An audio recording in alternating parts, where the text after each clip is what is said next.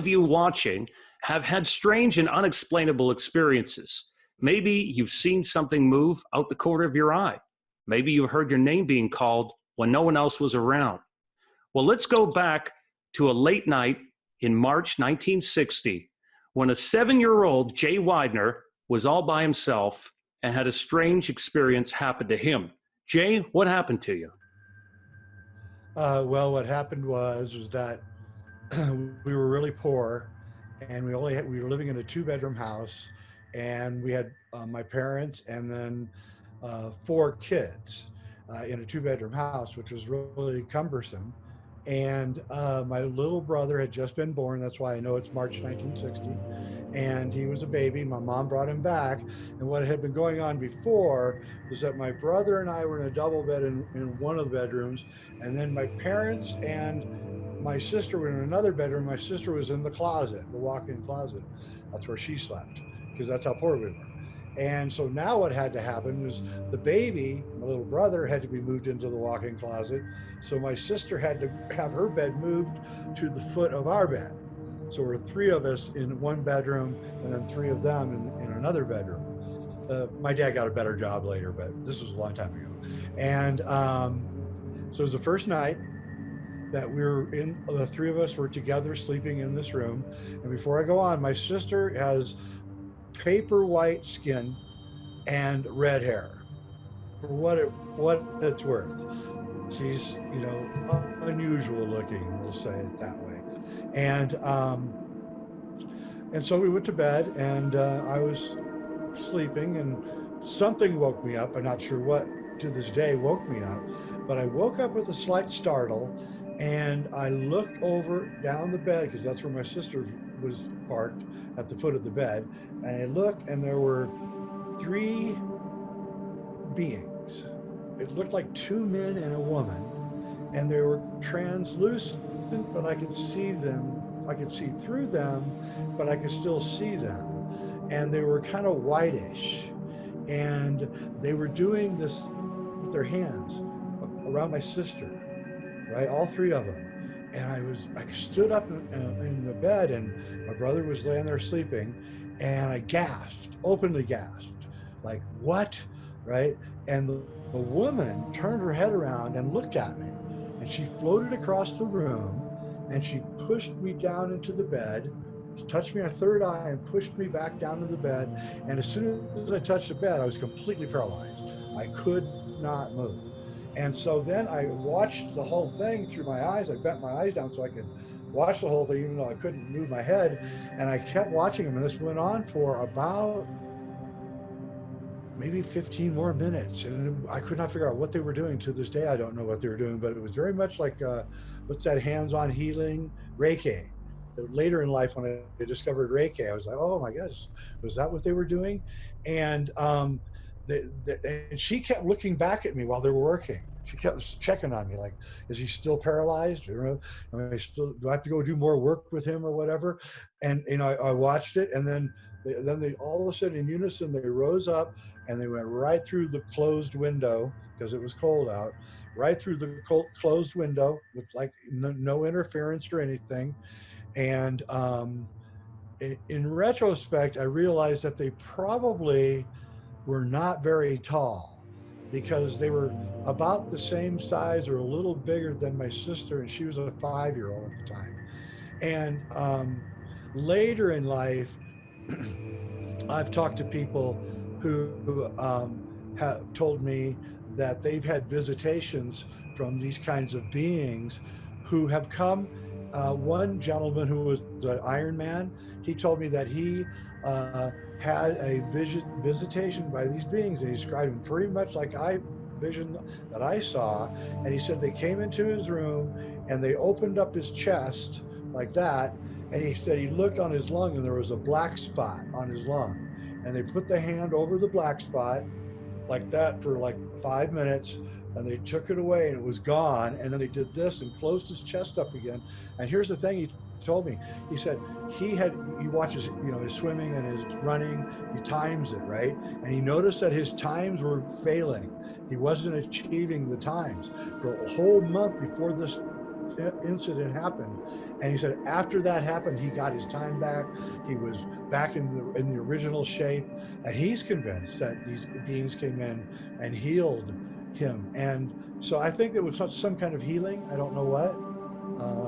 I don't know. I can't tell you what it was.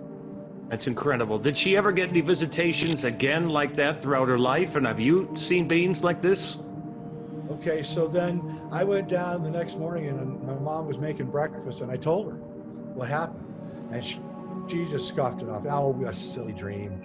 Just don't worry about it. So I thought, she's probably right. It was a dream. I'm not going to say anything. So I didn't say anything to anybody because I didn't want anybody laughing at me, for one thing. And well, about 20 years later, yeah, in my late 20s, and my sister was at a family reunion or something, and I said, I had a really weird experience when you moved into the bedroom, and that first night that you moved into the bedroom. She goes, yeah. I told her the whole story, and as I'm telling her story, tears start coming down her face, and I mean, she's literally sobbing by the time I'm at the end of the story. I'm like, what is going on? Why are you crying? And she goes, I've had those beings visiting me for years. I thought it was me going crazy. I'm so glad somebody else got to see them. I said, well, what are they? She goes, I don't know, but they're attached to me. They follow me wherever I go. And then she told me a story where she said that she was climbing a cliff in California where she lived, and a huge wind hit her, and it was a sheer drop off, and she was going to the drop off. She was going to fall off the cliff, literally. She said as she started, and her friends were like that, all watching her, and she started leaning over and falling. She said a force just stopped her as she was at a 45-degree angle. It stopped her, and she said she felt it push her right back up onto the ledge. And I was talking to Graham Hancock one time, and he told me that his wife Santha, who's a wonderful person, had the same exact thing happen to her, that she was up somewhere in India or something, and she started falling off something, and she said this force just grabbed her and pushed her back and made her safe. And so I think that we're having interactions with beings a lot more than we think we are. And I think that I think we all have these beings. I just happen to be at the right place at the right time, I guess, or something. Have I personally seen these ethereal humanoids since then? No, I haven't. I've seen other things, but I haven't seen them. But I've now read so many accounts that I know they exist, and that there's just too many. And they're always described the same way: translucent, slightly whitish, like a light, and they're plasmas, so they do have a light to them, and that they glow. I guess you could say translucent, yet they're glowing, which is kind of hard to understand, I guess. But what I found really odd about it was that they had sex. I mean, there were sexes. There's male and there's female, and I just found that really strange. And I always felt like the female was the leader of this group too, by the way. Like That's amazing. Jay, what area in our universe do these beings come from? I've heard you say before that we live in a plasma universe. Are they coming from the plasma electric universe, for the lack of better words? Yeah, I think they live there. They're invisible. They're always all around us. I think, you talk to Patricia Mona about it. She'll tell you that these intelligences are everywhere and they're all around us. And they're like that's why I always use the analogy of living in an ocean, because the ocean's filled with animals, and that some like us and some don't, and some are attracted and some don't care. And I think that's what's going on. And I think you can attract bad ones by doing ritual work if you're not careful and don't have a spiritual hygiene. So you got to be careful about that. I think that if you live a good life, it's very probable that you've attracted in some of these good beings, which I guess are better called angels. Jim Garrison, the guy who was investigating the JFK assassination, district attorney of New Orleans, he and I got into a letter writing thing long before the internet. And he would write me long letters, and I would just blown away that Jim Garrison would even like think of writing to me. So it was like this super honor. And he wrote me once. I wrote to him and I said, "Come on, Jim. investigating the biggest murder of the 20th century. You're right close to who did it. You are the closest guy ever.